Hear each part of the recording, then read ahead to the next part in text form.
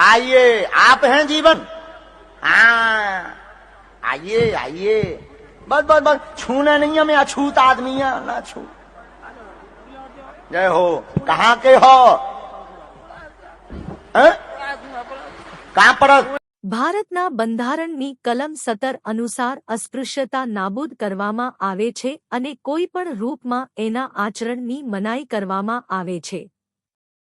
આવું આચરણ કરનાર કાયદા અનુસાર શિક્ષા પાત્ર ગુનો ગણાશે.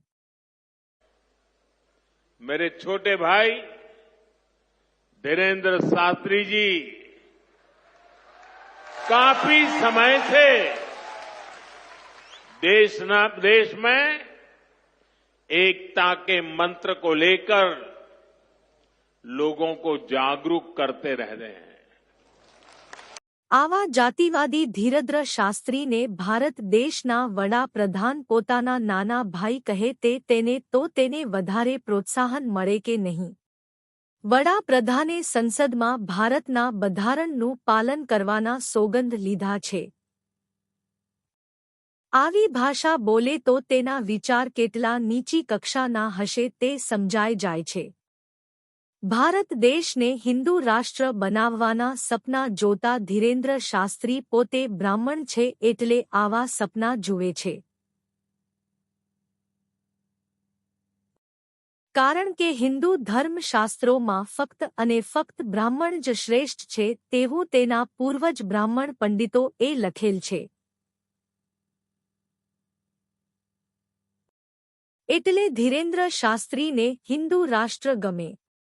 પરંતુ હિન્દુ ધર્મ મુજબ જે શુદ્ર અતિ શુદ્ર વર્ણમાં આવે છે તેવા ઓબીસી એસસી એસટી માટે તો હિન્દુ ધર્મશાસ્ત્રોમાં આપણે સહન ના કરી શકીએ તેટલું ખરાબ લખેલ છે.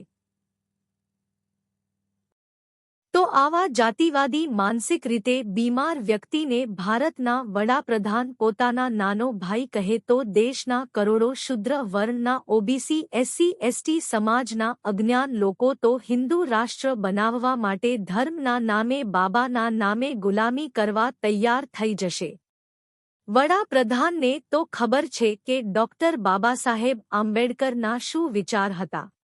આપણો દેશ બિન સાંપ્રદાયિક પંથ નિરપેક્ષ દેશ છે. આપણા બંધારણ મુજબ બંધારણના ઘડવૈયા ડોક્ટર બાબાસાહેબ આંબેડકરના હિન્દુ રાષ્ટ્ર વિશે શું વિચાર હતા તે આપણે જાણીએ. જો હિન્દુ રાજ એક હકીકત બની જાય છે તો તેમાં કોઈ શંકા નથી કે તે આ દેશ માટે સૌથી મોટી આપત્તિ હશે. આંબેડકરે પાકિસ્તાનમાં અથવા ભારતના ભાગલા 1946 પાન 354 થી 355 લખ્યું હતું કે હિન્દુ રાજને કોઈપણ કિંમતે અટકાવવું જોઈએ. તેઓ બહુમતીવાદના વિરોધી હતા જેનો ભારતીય સંદર્ભમાં અર્થ થતો હતો બહુમતી કોમ હિન્દુઓનું નિરંકુશ શાસન. જો હિન્દુ રાષ્ટ્ર ખરેખર વાસ્તવિકતા બને છે તો તેમાં કોઈ શંકા નથી કે તે દેશ માટે ભયંકર આફત હશે કારણ કે તે સ્વતંત્રતા સમાનતા અને બંધુત્વ માટે ખતરો છે. આ દૃષ્ટિકોણથી તે લોકશાહી સાથે અસંગત છે. હિન્દુ રાજને કોઈપણ કિંમતે રોકવું જ જોઈએ. ડો આંબેડકર પાકિસ્તાન કે ભારતના ભાગલા 1946 મુંબઈ પાનું 358. ભારતના બંધારણ વિરુદ્ધ બોલતા ધીરેન્દ્ર શાસ્ત્રીને વડાપ્રધાન પ્રોત્સાહન આપે તે કેટલે અંશે યોગ્ય કહેવાય? આવો સવાલ ઓબીસી એસસી એસટી સમાજના બુદ્ધિજીવીના મનમાં ઊભો થાય છે. ભારતમાં બૌદ્ધ, શીખ, મુસ્લિમ, ઈસાઈ જેવા વિવિધ ધર્મના લોકો રહે છે.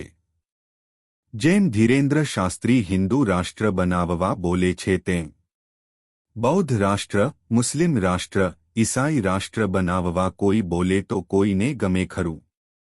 હિન્દુ ધર્મમાં અસમાનતા વર્ણ વ્યવસ્થા જાતિ વ્યવસ્થા તો હિન્દુ ધર્મનો પાયો છે.